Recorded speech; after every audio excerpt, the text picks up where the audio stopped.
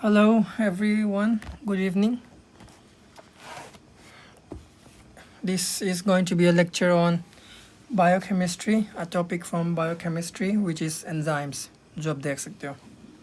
So I'll be making a few videos, not a few actually, but a couple of videos on enzymes where I'll be covering all these topics which you can see on the screen. All these, okay?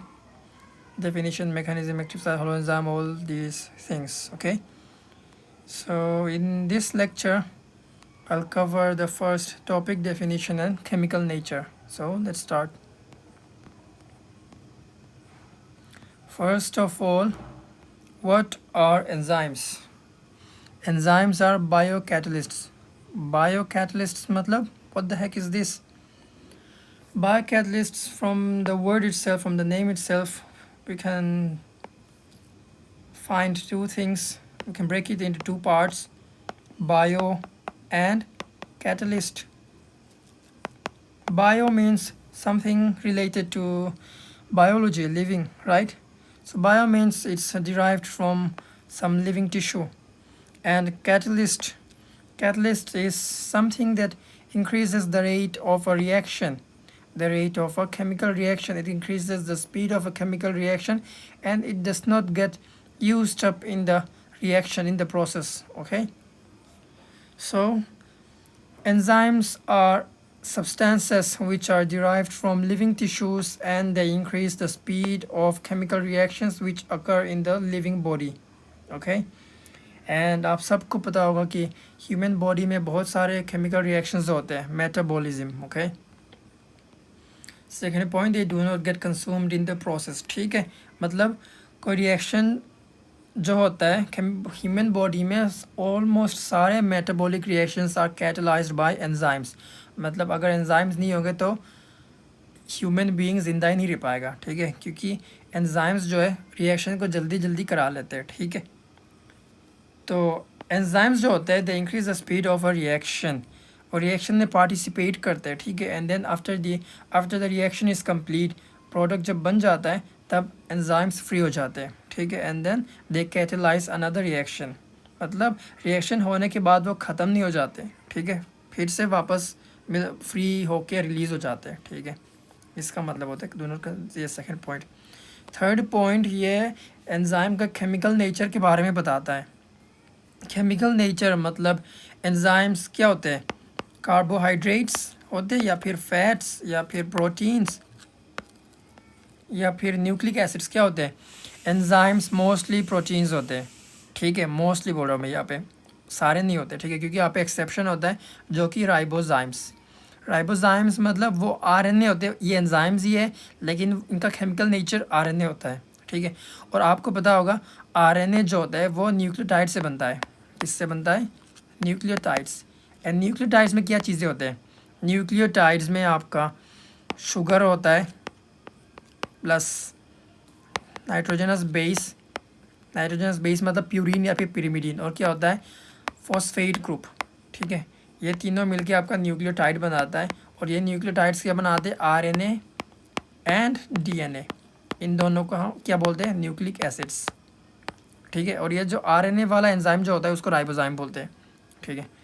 चौथा point, enzymes are thermolabile, colloidal and specific in action.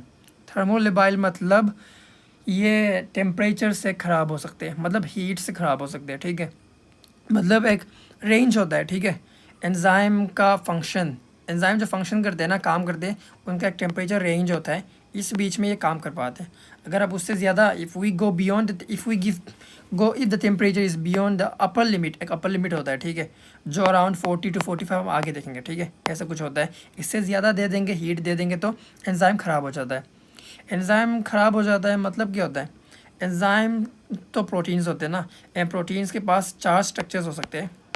आपने पढ़ा होगा primary, secondary, tertiary and quaternary, ठीक है? ये जो tertiary and quaternary होते हैं ना, ये 3D स्ट्रक्चर प्रोवाइड करते हैं, ठीक है? एंड 3D स्ट्रक्चर वाले जो एंजाइम्स होते हैं ना, वही फंक्शनल एंजाइम्स होते हैं, functional enzymes. And primary and secondary जो एंजाइम्स होते हैं ये भी होते हैं, एंजाइम का स्ट्रक्चर ये भी होते हैं, ठीक है? लेकिन ये नॉन फंक्शनल होते हैं. ठीक है। ये जो तो जब बहुत ज़्यादा हीट दे देंगे ना तो ये जो 3D वाले स्ट्रक्चर्स हैं टर्शियरी क्वाटरनरी ये डिस्ट्रॉय हो जाते हैं एंड देन एंजाइम काम नहीं कर पाता, नॉन फंक्शनल हो जाता है, ठीक है। एंड कोलोइडल मतलब आपने केमिस्ट्री में पढ़ा होगा कि mixtures, types of mixtures, true solutions या फिर solutions, then suspensions I think ऐसा कुछ था, एंड देन कोलोइड्स मतलब जैसे कि मिल्क, दूध और पानी को मिलाओ तो हमें कोलोइड मिलता है, ठीक है। तो वही ऐसा कुछ मिलता है हमें जब हम एंजाइम और पानी दोनों को मिक्स करेंगे तो कोलोइड मिलेगा, ठीक है। मतलब पूरा डिज़ोल्व भी नहीं होता, ठीक है, एंजाइम्स, ठीक है। स्टेबल फाइन डिस्पर्शन बनाता है पानी में। एंड स्पेसिफिक इन एक्शन, इसका क्या मतलब है? स्पेसिफिक इन एक्शन मतलब हर एक एंजाइम एक पार्टिकुलर रिएक्टेंट या फिर एक पार्टिकुलर सबस्ट्रेट पे काम करता है, ठीक है। जैसे कि एग्जांपल क्या होगा, आपने सुना होगा अमाइलेज, सबको पता है ना कि अमाइलेज स्टार्च पर हमला करता है, ठीक है। स्टार्च मतलब कार्बोहाइड्रेट, प्रोटीन्स को ब्रेक डाउन करता है, फैट्स को ब्रेक डाउन करता है, अमाइलेज नहीं करता ना, सिर्फ और सिर्फ कार्बोहाइड्रेट स्टार्च पे, ठीक है। तो इसे बोलते हैं स्पेसिफिसिटी इन एक्शन, ठीक है। And this one line, enzymes lose their activity after denaturation. Denaturation मतलब एंजाइम ने अपना स्ट्रक्चर खो दिया, 3D स्ट्रक्चर, ठीक है, वो डिस्ट्रॉय हो गया। तो अगर 3D स्ट्रक्चर अगर टूट जाएगा तो एंजाइम अपना एक्टिविटी लूज़ कर जाएगा। एक्टिविटी मतलब उसका जो फंक्शन है, उसका जो काम है, जो क्या है, जो कि रिएक्शन का स्पीड बढ़ाना, ठीक है। और एंजाइम डीनेचर कैसे हो सकता है वो हम आगे देखेंगे। टेम्परेचर बढ़ा दो तो डीनेचर हो जाएगा, एंड देन pH के कारण भी डीनेचर हो सकता है, ठीक है। यानी जो thermolabile, colloidal and specific in action and ये line lose activity after denaturation, ये सब होता क्यों है? क्योंकि एंजाइम का केमिकल नेचर प्रोटीन होता है, इसीलिए, ठीक है। अच्छा ये छोड़ो, इसमें हम इतना ही देखते हैं इस वाले वीडियो में, ठीक है। एंड देन सेकेंड लेक्चर में हम मैकेनिज्म ऑफ एक्शन देखेंगे। ये सब जो मैं बताया, यह सब इनसे सब आपको नोट्स मिल जाएगा, ठीक है।